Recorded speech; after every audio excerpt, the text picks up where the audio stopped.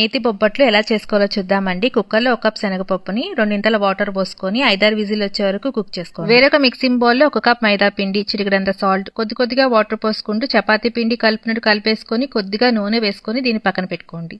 ఈ లోపు కుక్కర్ అనేది చక్కగా 5-6 విజిల్ వచ్చేసాక పప్పు ఉడికిందో లేదో చెక్ చేసుకోండి. ఈ పప్పులో వాటర్ ని సపరేట్ చేసుకొని పప్పునంతా మళ్ళీ కుక్కర్లోకి ట్రాన్స్ఫర్ చేసుకొని అదే కప్పుతో 1 కప్ దాకా తురుముకున్న బెల్లాన్ని వేసుకొని బాగా మెదుపుకోండి. తర్వాత దీన్ని స్టవ్ మీద పెట్టేసేసుకొని ఒక 10 నిమిషాల పాటు బాగా కుక్ చేసుకుంటే దగ్గర పడిపోతుందండి. యాలకుల పొడి వేసుకొని దీన్ని బాగా చల్లారనిచ్చేసి చిన్న బాల్స్ లా చేసుకోండి. తర్వాత మైదా పిండిని చిన్న బాల్స్ లా చేసుకొని మధ్యలో పూర్ణం పిండిని స్టఫింగ్ పెట్టేసుకొని పిండినంతా కూడా ఈ విధంగా క్లోజ్ చేసుకోండి. తర్వాత పూరీ ప్రెస్ మీద చక్కగా ఇలా ఒత్తేసేసుకుంటే పర్ఫెక్ట్ షేప్ లో వస్తాయండి. చాలా మందికి చేత్తో ఒత్తడం రాని పూరీ ప్రెస్ ని యూజ్ చేస్తూ చక్కగా మనం వీటిని బొబ్బట్లు చేసుకోవచ్చండి.